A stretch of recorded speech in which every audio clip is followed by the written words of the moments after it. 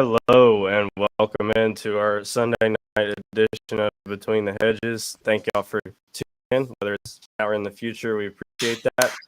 What's going on tonight, What's guys? up? What's up? How y'all are? I'm going to let y'all go first because I think you know how I am. Let's go Tigers. Oh, we got He had a little bit of a squeaker there yesterday. They barely got a win yesterday, so we're excited. A win is a win is a win. Doesn't matter how you win it or what. So this is true. This is very, That's very right. true. It just screwed us on the pick. Is that right, Tiger? Mike? That just screwed us on the spread, but that's all right. That was terrible. Look, Not he was me. going in, he slid Not down. me. What? Not me. Not Don't get me started. I got it right. You slide down on that play. Why It's don't okay. you go in the end zone? I don't know. It's the smart play. Anyways. It's because it's the smart play. You don't want to give the ball back to the other team. You run out the clock. To me, it's the same reason Georgia did it against Florida in the Georgia-Florida game. Still a stupid play. Still a stupid play.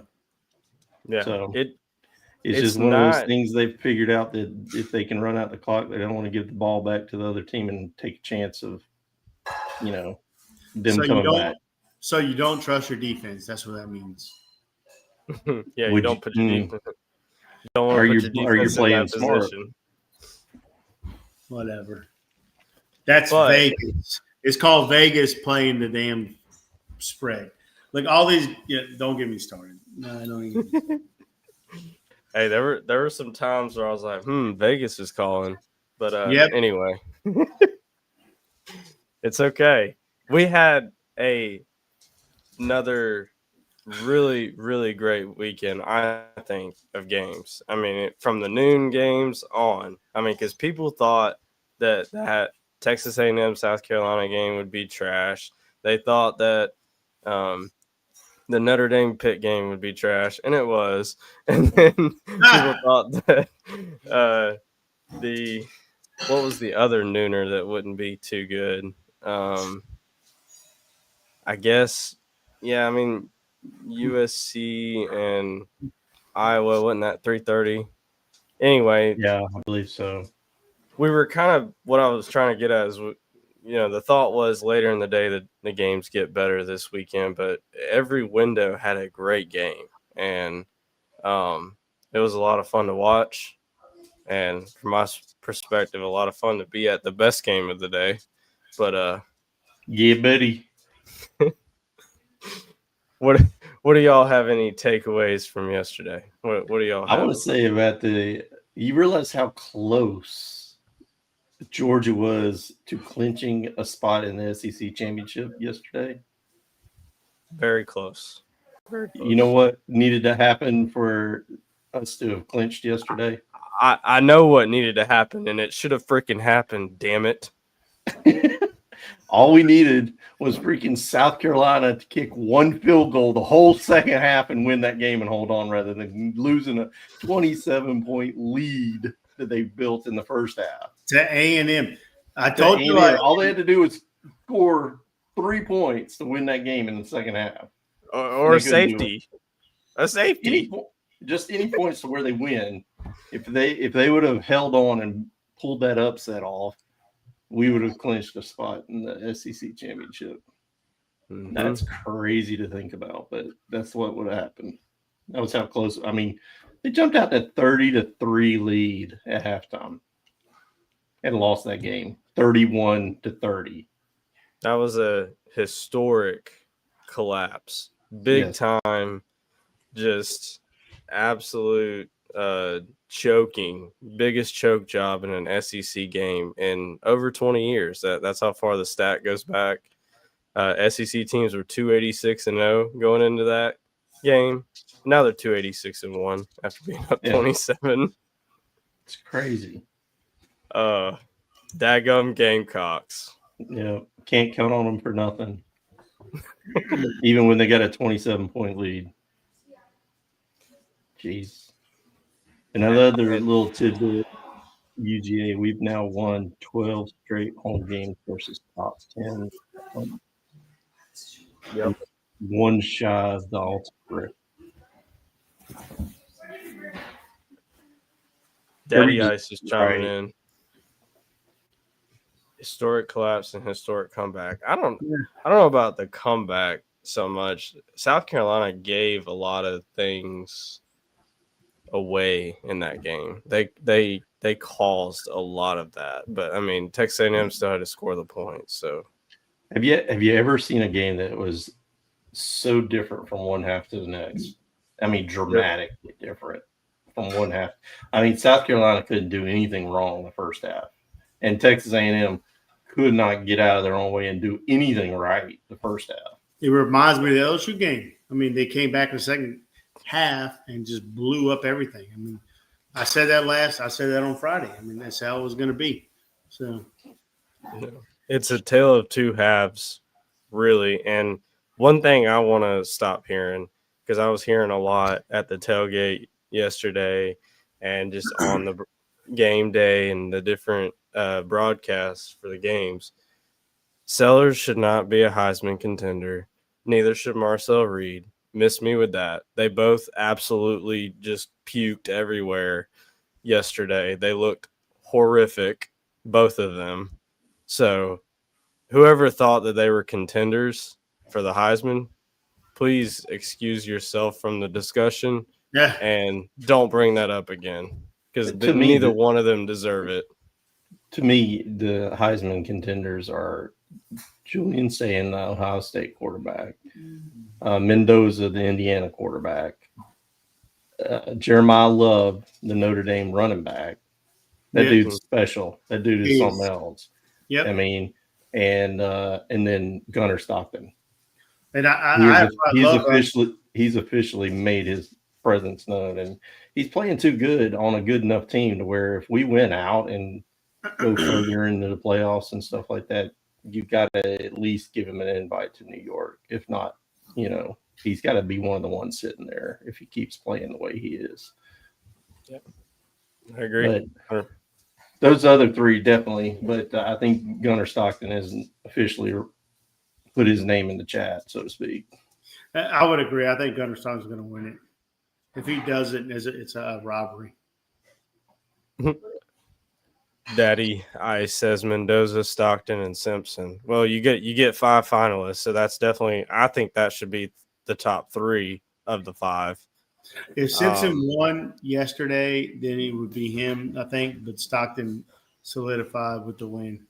Yeah, and nobody was throwing. Well, see, now Simpson has 2 losses this season too with his team.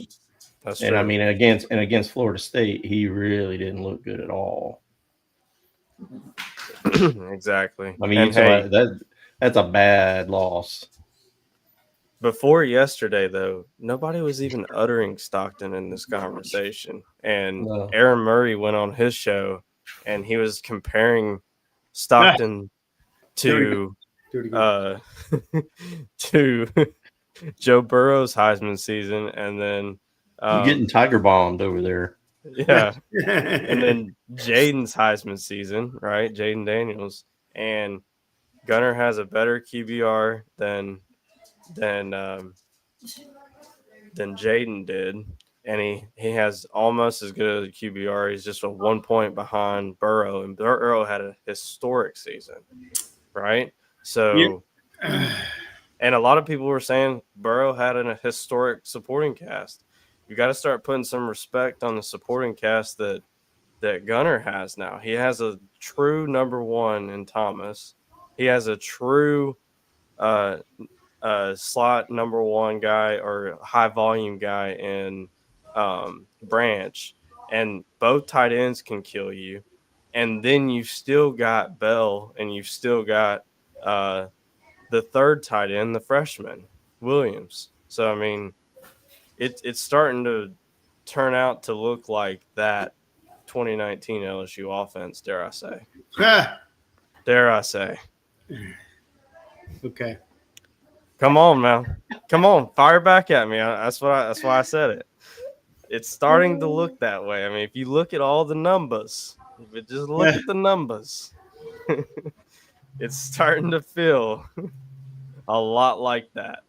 Efficiency, points, QBR, touchdowns, touchdown interception ratio, all that stuff.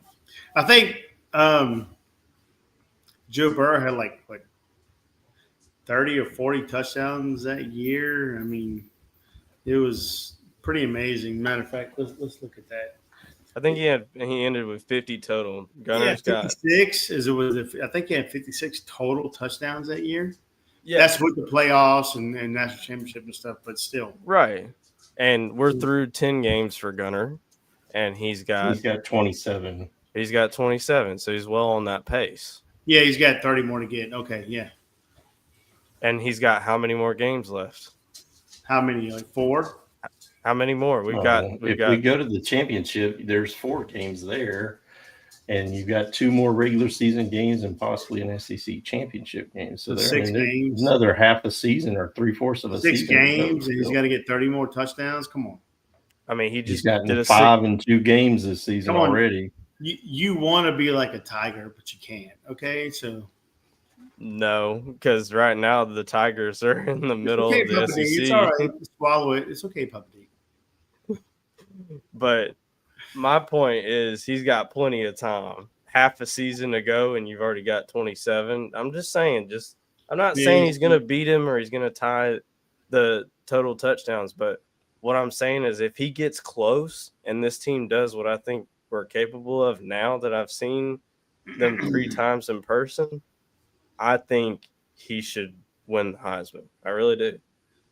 I mean, I would not agree. I think he's in the running. He's the number 1 guy in my opinion. So, but he's not going to get 60 touchdowns like Joe Burrow got. And he's not going to do it in 6 games. He's not going to get 30 more touchdowns. He's not.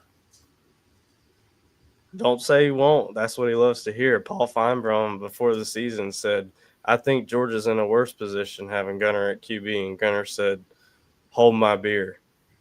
Oh, gosh. And now Feinbaum's having to backtrack and be like, oh, I'm sorry. You know, he is better than Beck.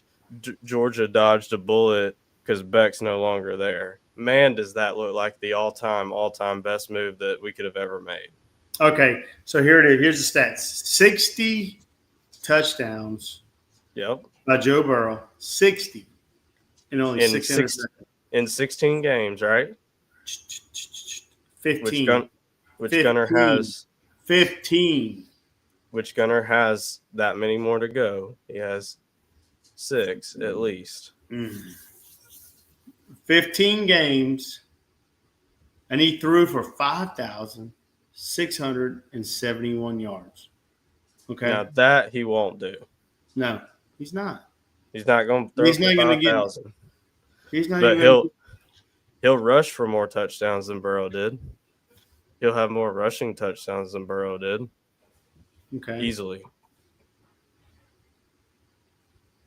And the QBR is almost exactly the same. His was 95.9 Burrow. Right now, Stockton's sitting at a 94, the highest rated quarterback in the country. And that's Pro Football Focus. Okay. Pro Football Focus, meaning, pro evaluating talent people, those people. Yeah, number 1. QB1. 60 touchdowns. He won't get to 60, but he'll get close. With 6 interceptions. Okay. So yeah, and he may not throw 6 interceptions. I doubt he will. He's just that good at not making a mistake. 5,671 yards. Yeah, he won't get that close, but go Tigers.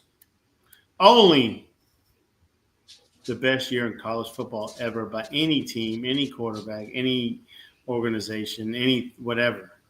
Until the 2022 Georgia team that went undefeated. 2019. And steamrolled everybody and held everybody to less points and set all the records. Right? Till that team. Not. Okay, let's get into the results from yesterday. Let's do it. I know these weren't as good Terrible. as I would have hoped, but But I then am, spread, I think the spread killed everybody on this yesterday, right? yeah. All I'm right. I made still, an executive decision, guys, on this. We went with the 7-pack this week because we had picked that USC Iowa game, but we changed to the LSU Arkansas game. I just included it. I like it. I like There we that. go. And part of the reason why I did that is because we all win Iowa and we all won it. No, because you left LSU out and you had to add them at the last minute. That's not why I went with No, the it is 7-pack. why. Don't. Listening comprehension is a thing. Whatever. So we got a 7-pack of games this week that we picked. And Whatever. for the results, read them and we.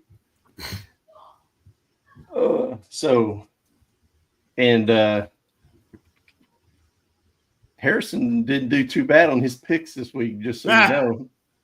What he do? He only picked the 6 games. He didn't pick that Iowa game, USC Iowa game. He went 4-2 in his 6 picks. Yeah, that's my boy. So he did a good job. Good. Great job, Harrison. Good. But as you can see, Tiger Mike did not have a good week. 2-5. And then Matthew and Micah both came in at 3-4. And then yours truly won the week at 4-3.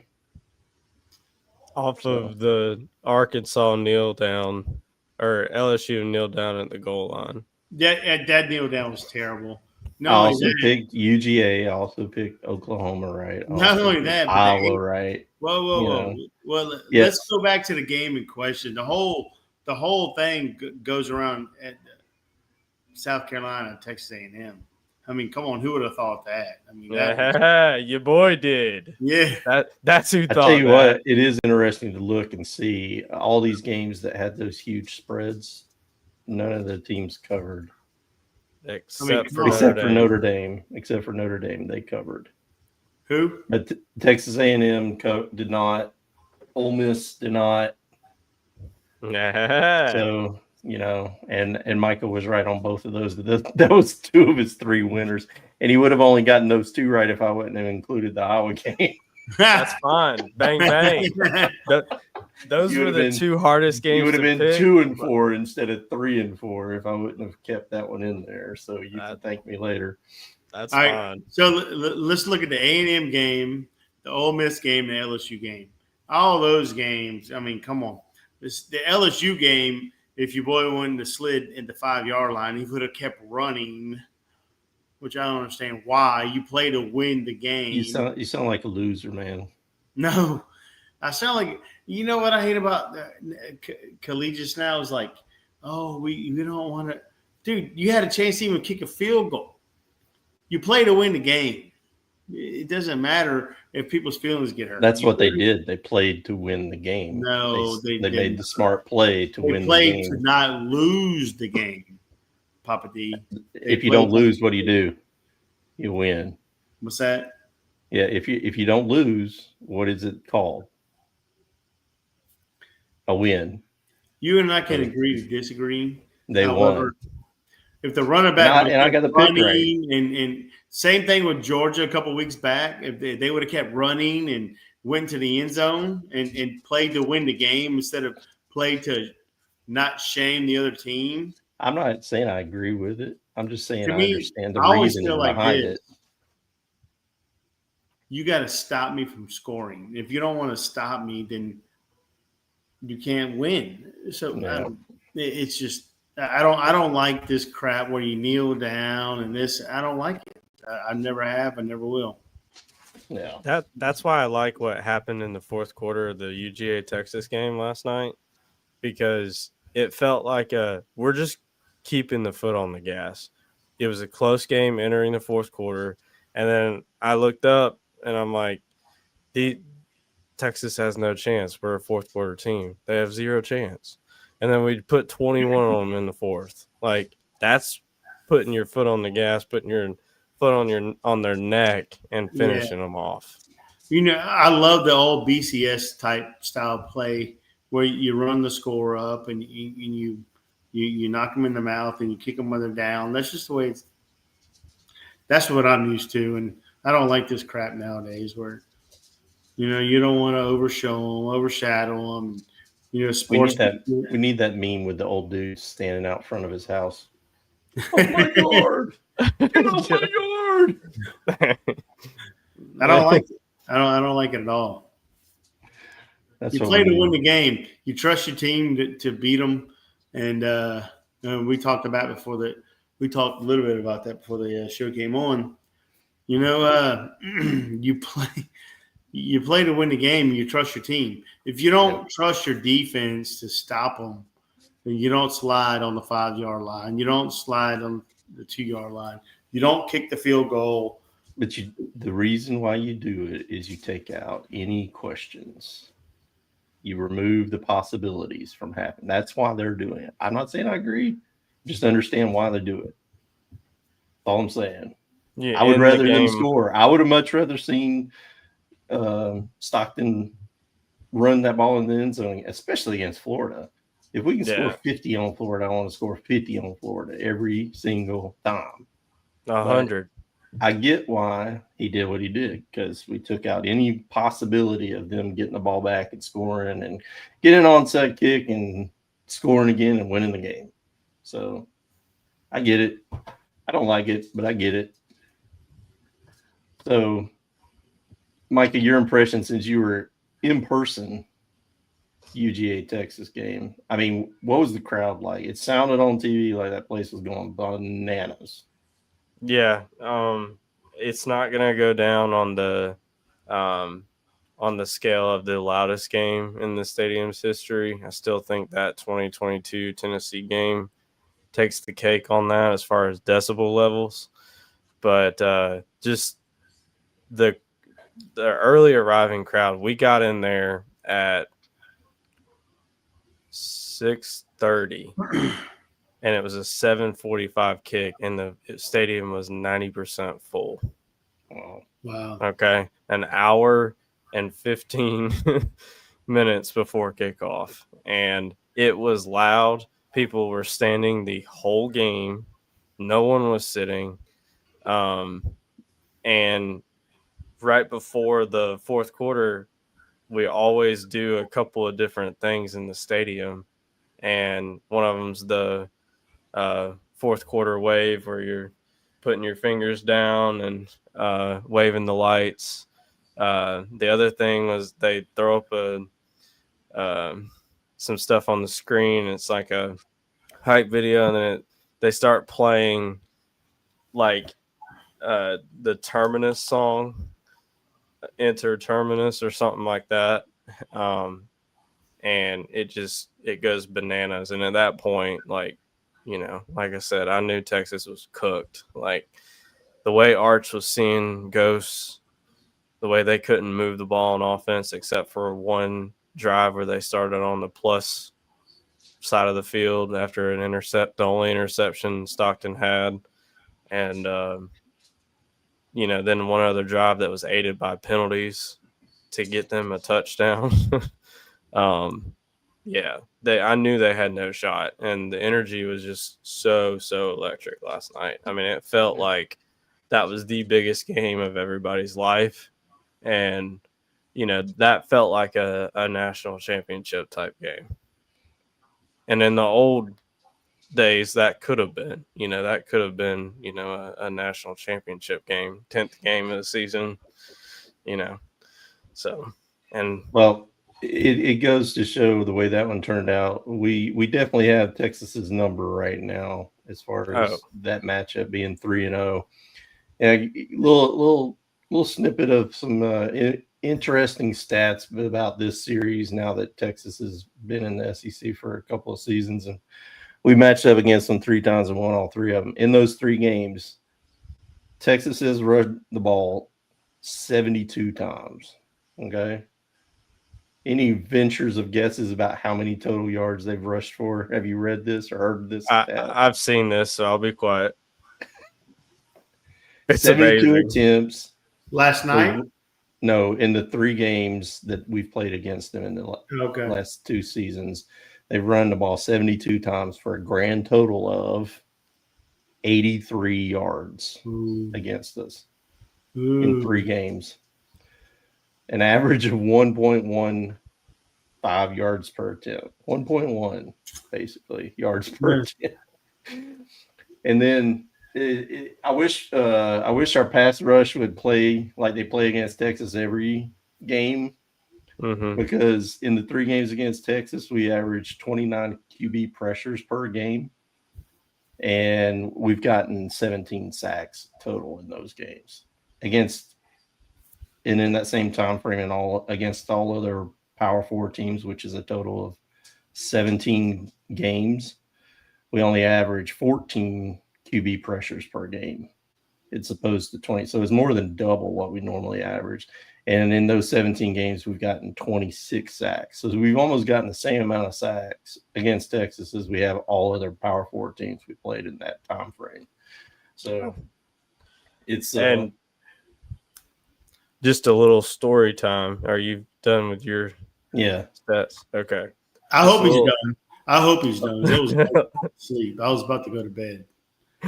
Those were great numbers. Oh, that was terrible. Okay. It's not as crazy as y'all think, but the best part about last night was little kids, doing the horns down to the Texas fans like nonstop, just in Texas fans' faces, just horns down, tongue out, and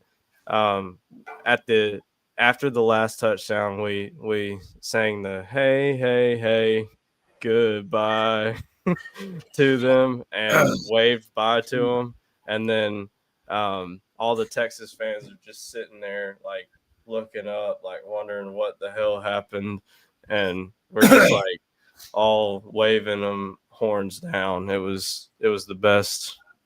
It was like the most glorious moment because they came into the SEC. Number one, they got the weakest 2-year schedule I've ever seen.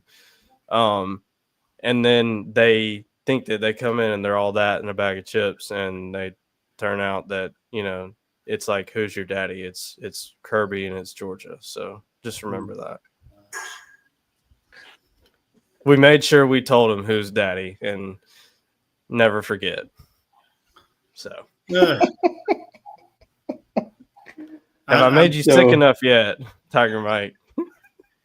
Well, I am getting sick, and it's not my dinner. Okay. Well, just wait till you see my rankings, Tiger Mike. Then you're gonna really puke. All right. So, as you can see, me and Matthew were the only ones that had faith in the Bulldogs to cover that spread, and we won that. Don't you do that? The guy that actually went, the guy that actually went to the game was rooting for Texas secretly. So no. Go back and watch Friday night. I said this game should have been, by all accounts, a nail biter, right? If Texas was everything as advertised, it should have been nail biter. As advertised. I think they played exactly the way they were advertised. We just played a perfect game and took it to them. We just pounded them. So that was the best possible scenario for us, really, if we're being honest. I agree with you. So I expected more from Texas. Yeah, that's all. Yeah, I didn't. I mean, we're way more physical, and I agree. Along the line of scrimmage, and those numbers and those stats, despite what Tiger Mike said, prove what I was saying. When you run the ball 72 times and you only get a yard per carry, somebody's whipping your ass on the line of scrimmage. I mean, plain and simple. Yeah, if Daddy Ice is on, how many cans of whoop ass was that, by the way? I wanted to ask. We were discussing that last night, me and Papa after D the on game my way when me home. and you talked. Yeah. I was like, how many cans of whoop ass? Mollywop territory, actually. So have fun going back to Arlington, Texas fans. Nice knowing you. And then we've discussed the Texas A&M South Carolina game a little bit so far, and of course, Micah ended up being right on that one.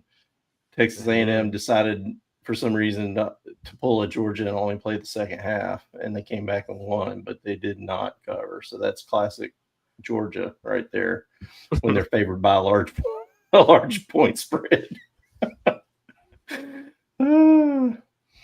So, yeah, I agree. Casey chimed in there.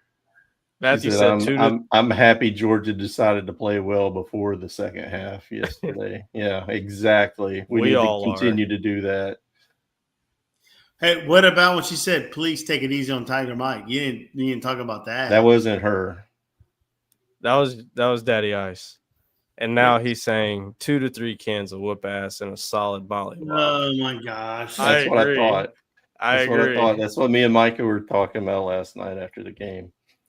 No, then we got to Notre Dame and going on the road at Pittsburgh, and they covered. They took it to Pittsburgh, and that 37-15 final score doesn't even describe how lopsided that game really was. I mean, that game was over in the first 2 drives. And I mean, Pittsburgh scored a touchdown at the very end of the game to make it that score. So, Casey's sticking up for you, Tiger Mike. Thank you, Casey. And then, so Tiger Mike, he picks Notre Dame for some reason, and he ended up being right in that case. One of his 2 correct picks for the week. Do you want to take a victory lap on that one, Tiger Mike? Because you showed us. We all thought the upset was in play. That was my upset pick. No, I'm not taking a victory lap because that was the right one to pick. And the coach is a great coach, and Notre Dame is a historic program. Better than is he going to be the next coach at LSU? No, I don't think so. I don't. No, you're not going down that road again, huh? No, we're not. Either John Summerall from Tulane or a good coordinator, but we'll see. It's not my choice.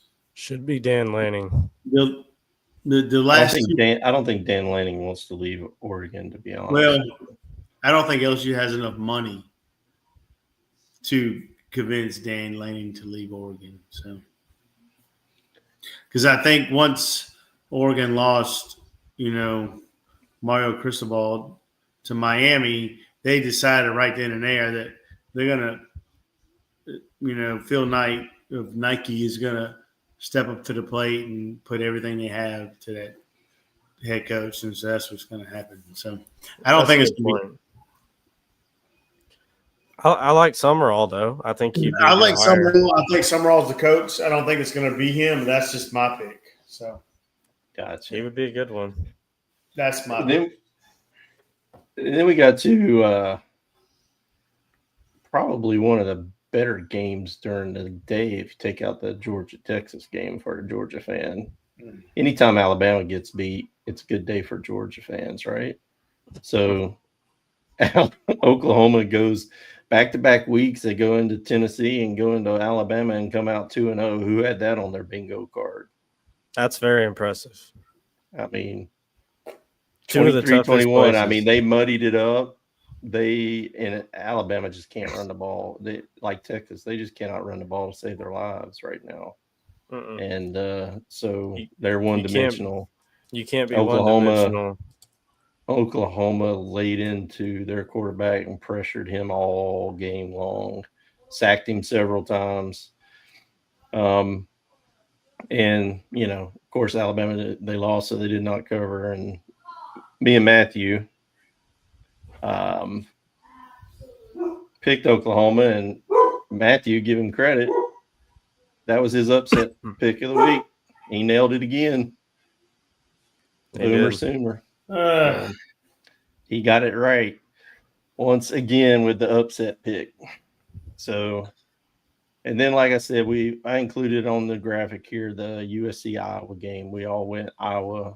I guess we were all impressed from the week before with the game that it played against Oregon, and figured USC wasn't near as good as Oregon. So, you're right. And they're not. Ended up being right. They lost the game, but covered. So we got that pick right. Iowa should have won that game. I agree. Iowa's the better team. They're more physical. So, did you watch much of it? I didn't really catch much of it. We flipped around a couple of times. I was really following a lot of the games on my phone because we stuck to the Texas A&M South Carolina game and Alabama Oklahoma game before we packed up to go into the stadium. But yeah, I kind of watched it closely on my phone. And then we get to the Ole Miss and the Lane Kiffin Bowl, as we should call it, because even before the show started, Reports were out before the game. Did y'all see that? I even saw somebody tweeted on X before we jumped on here. They said something about the Florida jet was leaving Mississippi and he was on board it going back to Gainesville right now. What? So yeah, I'm just like, I don't know if that's true or somebody's just making that crap up. But like I said, it's the Lane Kiffin Bowl. You got Ole Miss in Florida, which he's currently the coach at Ole Miss, and Florida wants to kill their firstborn sons to get him there. Basically. I heard the term Laneville instead of Gainesville. So yeah, Laneville. So Mike was the only one that believed in the Gators to show up after their humiliation the week before against Kentucky. That's right. And once again, because of the points, he took the Gators, and he was right because Ole Miss decided to play with their food the first half and couldn't get out of their way this first half. Everybody look on the left-hand column and look how many points were given up this week. Only one of those teams covered, like we said. Right. If you see, and that was a non-SEC matchup. My biggest point about the SEC matchups that I got right, they're always close. It's too close a game. Yep. They're always we beat, but look what we did to Texas. We won by 25.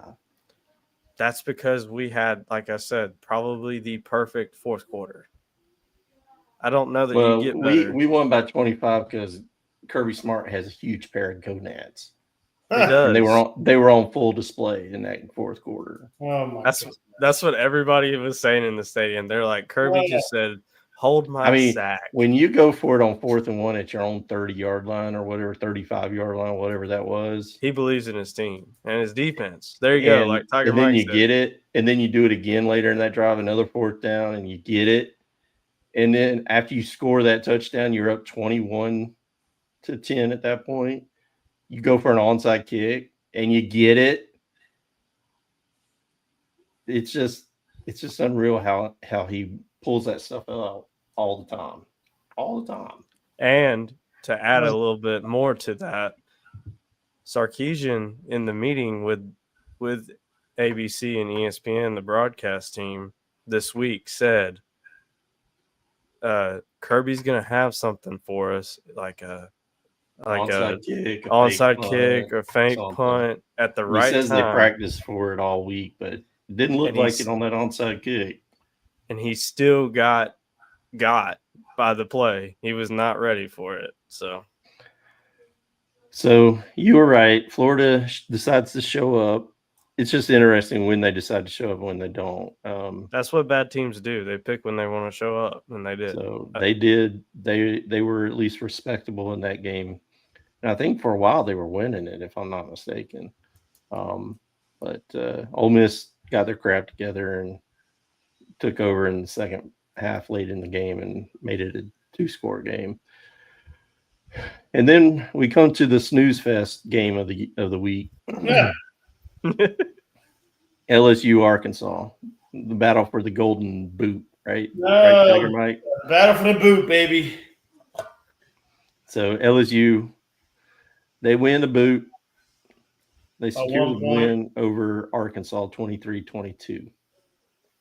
Okay, I did not catch any of the Ole Miss Florida game, and I did not catch any of the LSU Arkansas game. Tiger Mike, did you watch either of those? And preferably LSU. I wanted to see how they looked. I did not watch LSU Arkansas. I was at my daughter's cheerleading competition, and for that being said, my daughter and her team won grand champion at the cheer competition, which is amazing. So I will miss LSU Arkansas. Ole Miss, LSU, whoever it is, to watch my daughter win grand champion ever anything. So, Well done. yep. And I did watch Ole Miss, Florida, and that was a crazy game. I really thought Ole Miss was going to come out and dominate, and they didn't. I don't think they did, in my opinion. I thought Florida was fighting to win the game, and compared to the week before against Kentucky, it was a wild game. So, Yeah. Another thing that's starting to be more true about these games that's also like the NFL, look for a team who got absolutely rolled the week before and look for them to respond. That's what happened with Florida. yep. So with all that said, you can look at the overall standings. Tiger Mike's bringing up the rear, 31-31. He's still 500, still a respectable season going. But he's 31-31. Matthew's one game ahead of him, 32-30. Then we got Micah, 37-25. And then I've got the one game lead. Oh, God. On Micah, 38-24. Oh, gosh. We got to do something about this crap. Hey, man. Tiger, you know what's going to happen is we're going to get down to these games that are really, really the tough ones to pick. Yeah. Yes. And that's where I'm going to come back and snatch the trophy. I just want to say I'm excited that we all are doing well. I mean, I look back at from the results for the ones last year. I think all three of us last year were under 500, way under 500. Yeah. So the fact that we're all doing 500 or better this year is pretty good. Pretty good. And listen, a lot of my picks, I just shoot from the hip, baby. Yeah, it shows. He just had to do that to you. Dang. Woo.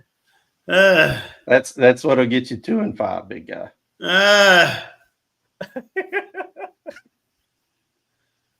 Okay, I'm gonna let y'all go first because I'm sure y'all are gonna have a lot. Y'all gonna have a lot to say. He goes to the game, and now UGA jumps 4 spots up to number 1.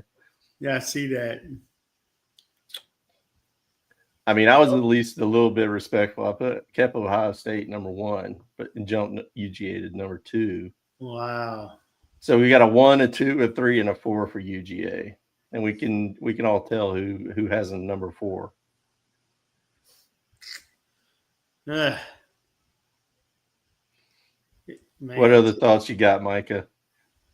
I'm just waiting. I know somebody's got something to say first about it. I think in SEC, look, they're the top division all conference in all of the land. So look at them. SEC is going to dominate. They're going to put if not 5, maybe 6 in the top 12 going into the playoff. It's going to be pretty cool. Yeah. It's going to be the SEC and Invitational is what they're going to rename it, right? Yeah. Pretty much. I think so. Matthew says, why now? Well, I guess I'll just get into it. I've seen everything I need to see. This team's done everything. Come from behind, dominated, beaten really good teams. What is up?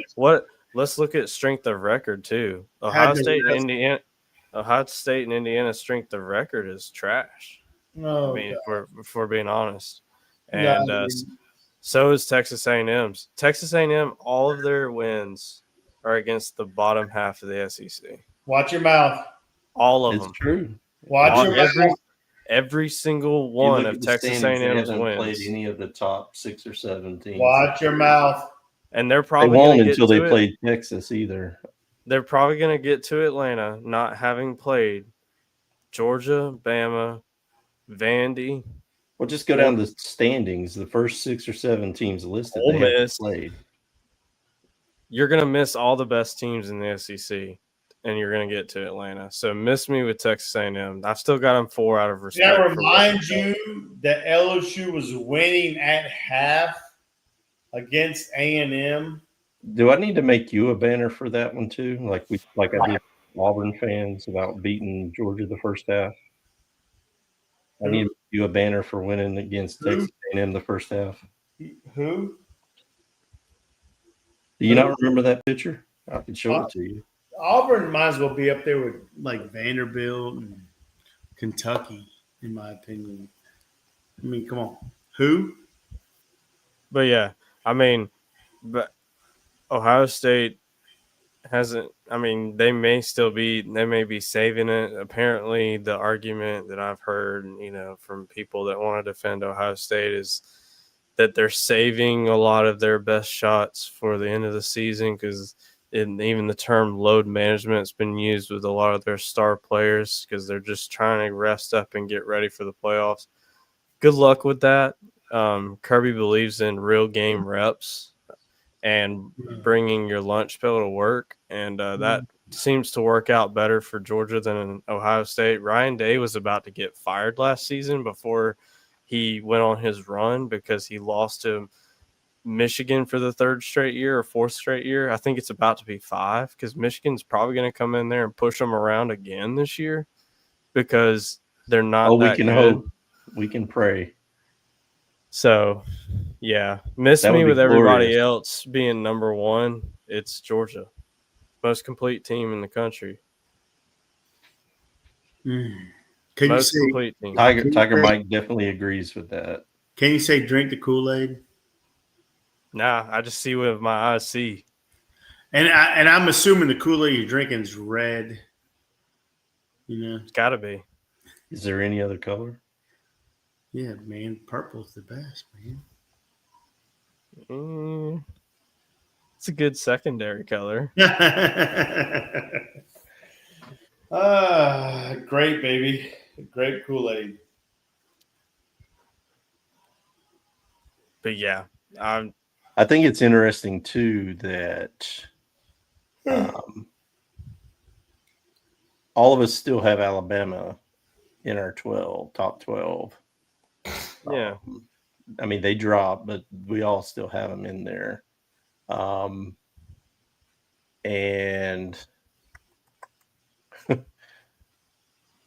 let's see. Well, me and Tiger Mike, we did not have Oklahoma even in our top 12 last week. And this week, they jump in. Me, number 8, and Tiger Mike has Oklahoma 6, jumping back into the rankings. Yeah, that's a big jump, Tiger. Well, it's a big win. I mean, on the road in Tuscaloosa. I mean, come on. Speaking of that, I saw somebody tweet after the game last night. They said a proposed trade. It was Oklahoma. an Oklahoma fan tweeted this out. We'll give Georgia secrets on how to beat Alabama. You give us secrets on how to beat Texas. That's right. I think we would gladly make the trade. Yeah, I love awesome. dominating Texas, though. I think we could still dominate Texas without that. And here's the thing on my picks. The only reason why I didn't put Georgia higher is because they have a loss. My top 3 teams are undefeated, so that's the only reason why I put Georgia at number 4. So, and they have schedule strength in the 40s and 50s and 60s. Georgia has a strength of schedule of 6. Well, I mean, there's nothing wrong with doing it that way. I mean, that's and I totally agree, Godfather. But I mean, undefeated is undefeated. That has something that has a lot of power, in my opinion. So, well, yeah, it does. You don't lose. It's getting harder to say that, but it's also at some point that doesn't get the same meaning anymore because everybody's going to have a loss at the end of the season. I don't know that anybody's going undefeated. If that's the case, if you go on that route, then A&M should be your top pick because they're undefeated and they're in the SEC. Yeah, but they've played nobody. Well, don't say that. Don't fall down that trap. Come on. What's that? They've played. They haven't. They were losing in the last two games. Not only losing, but they were down a lot, and they've come back to win. That says a lot. They were down 27 points yesterday, and they come back to win. That's pretty big. And then Sellers forgot how to freaking play ball. That's what happened. He didn't know how to complete a freaking pass. Didn't know how to throw the ball away. Didn't know how to scramble for 2 yards to keep his team from going back 10 yards. You know, like was just it make Sellers or was it the defense? It was Sellers. He just absolutely pooped the bed. Like, at the end of the day, undefeated means undefeated, and I agree. A lot, in my opinion. I agree. And they're in the SEC, so you can't put that past them, Dogfather. You really can't. Well, let's see who they get in Atlanta, and let's see who they get in the playoff, and let's see how good they are. That's all I want. That's all I'm saying. Here's one thing I do want to say. This is that I really like to see the SEC do something different besides always playing the game in Atlanta. I would like to see it on a neutral field from Birmingham. It is a neutral field. No, not when Mercedes-Benz is a neutral field. No, that's nobody's home. Not field. when Georgia plays, in my opinion. And it's not our fault that we keep getting there. Well, but no, when it first came out, it was played in Birmingham. Birmingham. And Alabama always got there. You know, then we got the new stadium and stuff, and they decided to move it to Atlanta. And we just never were good enough to beat Florida and to show up to get there. Now that we are, we're taking advantage of it. It's our turn. There'll come another day where we end up not making it this way. I would like to see it change. Maybe like Mobile, Birmingham, New Orleans. You know, I think it should change a little bit, in my opinion. Like rotate? Yeah, I think it would be pretty cool to see that happen. Make it a true neutral field, and same thing with Sugar Bowl. When LSU always played in the Sugar Bowl a lot, and it's not a neutral field. I mean, they're playing the Sugar Bowl. That's home. That's a home game. So yeah, just my opinion. We're the Southeastern Conference. Play anywhere in the Southeastern Conference. It doesn't have to be Atlanta all the time. It can be somewhere else. There's plenty of venues within these states that they can play this game in. Not only that, but for fans to be able to come to, say, the Missouris, the Texans, other people within the conference to be able to travel to watch these games. I think it would be pretty cool to play at other places, in my opinion. That's just my opinion. So, and I think another thing that goes into it, other than the obvious, which is money, obviously Mercedes-Benz has put up enough money to host it indefinitely almost. But Atlanta being the travel hub that it is. And stuff. Yeah, you got to have the facilities and infrastructure and all that. Infrastructure and travel and stay, and I agree. Yeah, the Atlanta airport is the busiest airport in the world. So no, it's not to say it couldn't be in New Orleans. It could be in any major city, really. But I don't dislike that idea, because if it moved around, it'd be like, oh, where's it going to be this year? To add some excitement to a game that's losing some of its value, in my opinion, with this playoff format. Again, it's the Southeastern Conference. Why can't you figure out a game in Dallas? Why can't you figure out a game in Houston? Why can't you figure out a game in somewhere in Louisiana or Mississippi? I don't know. They have so many opportunities to make it happen. Why does it always have to be in Atlanta? Well, if somebody else comes with enough money, guess what'll happen? It'll go there. Yeah. It'll happen. Yeah. Anyways, they'll start moving it. They'll start moving it around if it means more money. I guarantee you. And maybe they will. That's actually a good idea. Yep. So you want to play the who's going to win the SEC or be in the SEC championship games. Oh, this wow. week. Wow. I haven't even thought about that. Of course, it's going to be Georgia. You want to pull up the website and play through the games and see what we come up with? A&M, Georgia. I've got it pulled up, Micah, if you want me to do it. Okay, go ahead. Yeah.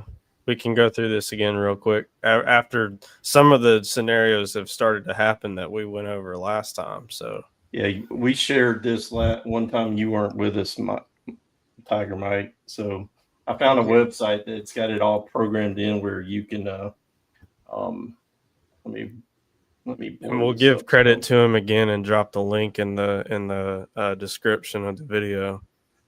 Is that big enough? A little bit bigger. There you go. Yeah, now you're good. All right. So at the top here, you can see it's got the current SEC standings: Texas A&M 7-0, Georgia 7-1, Alabama 6-1, so on and so forth. And below that, I think it's going to be A&M and Georgia. It might be, but what's cool is you can go through this and pick the winners for each of the remaining SEC games, right? And then you click down here at the bottom, calculate standings, and it'll spit it out. And it has the tiebreakers programmed in too, where it'll show you who qualifies, who's 1, who's 2, who's 3, who's 4, so on and so forth. And then, explain why. So, the first team listed is the home team. Yeah, first team listed is the home team. So Florida's at home against Tennessee. Who you think is going to win that? I think it's got to be Tennessee. On the road, they're going to win. Okay, then Oklahoma is at home against Missouri. Oklahoma. All right, then we got Texas at home against Arkansas.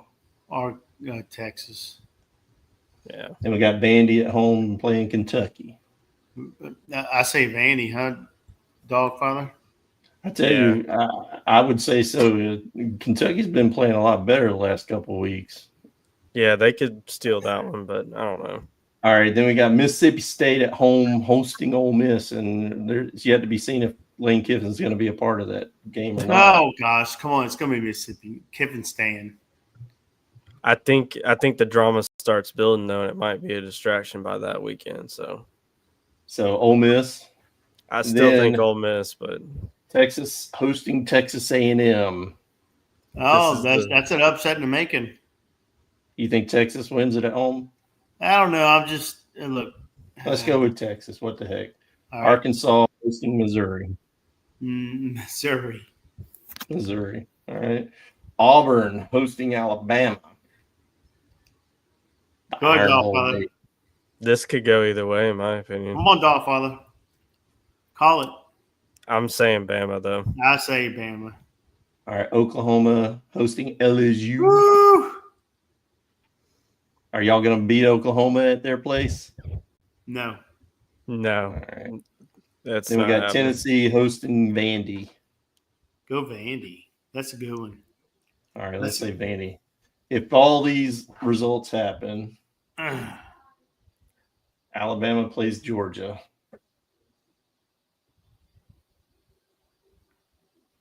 Ooh, Ole Miss, A&M. That's going to be a good one. Well, they won't play. They're just third and fourth. Even though it's a 4-way tie for first, Alabama and Georgia would play in the SEC championship. And when I played around with this website, the reason why is my point. Texas A&M's SEC strength of schedule is below everybody above them. That's the reason why they lost one game to Texas, and they are fourth. They have to win. If they don't win, they're done. And I think Texas is going to be just pissed off enough to beat them. Well, Alabama and Georgia. So a rematch. And to me, it comes down to the Texas A&M game and the Alabama Auburn game. I mean, you could switch it up.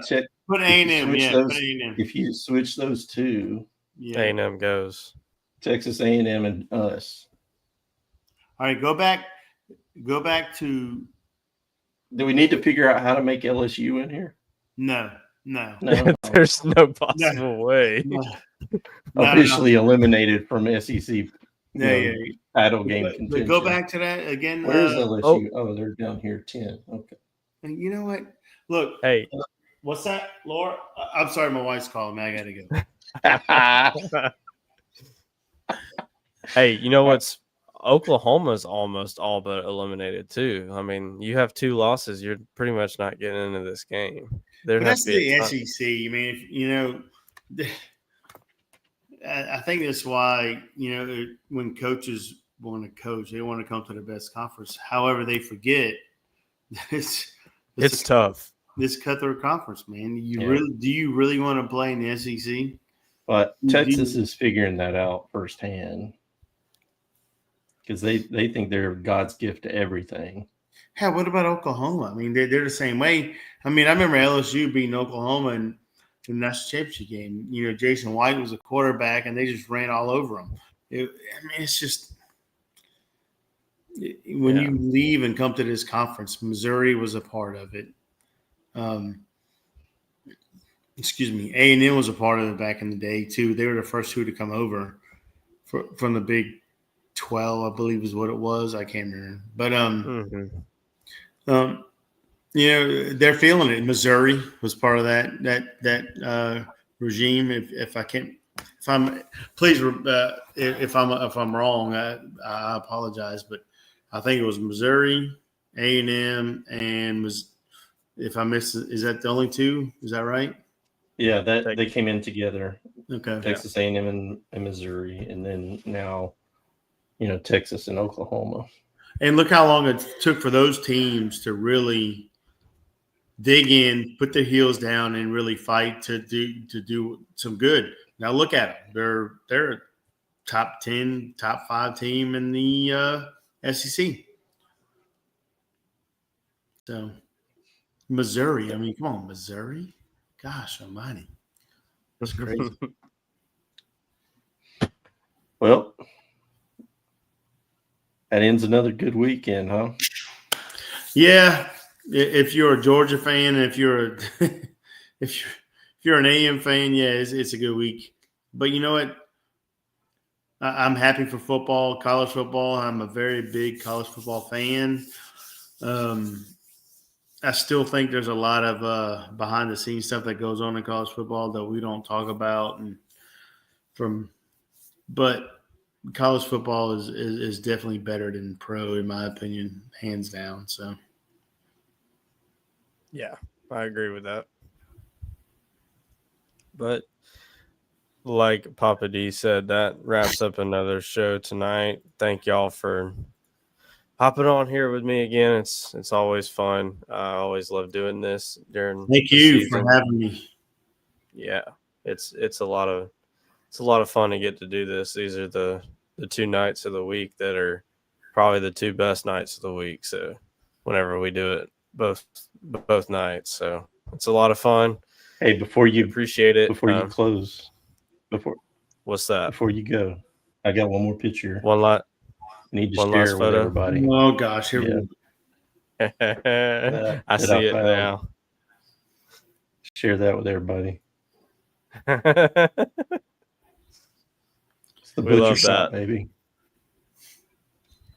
You can hit full screen on home of the Bevo special, baby. Everybody in the stands was saying we're going home to have some Bevo tonight. Horns down. Let's go. Horns down. Oh gosh. Anyway, go Dogs. Go Dogs. And the hell with Texas. Go Tigers. And the hell with the rest of the SEC, if we're being honest. If it wasn't for the rest of the SEC, you would not be where you're at. So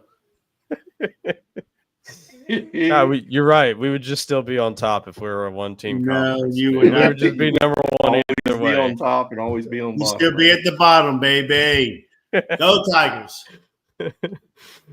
I love that.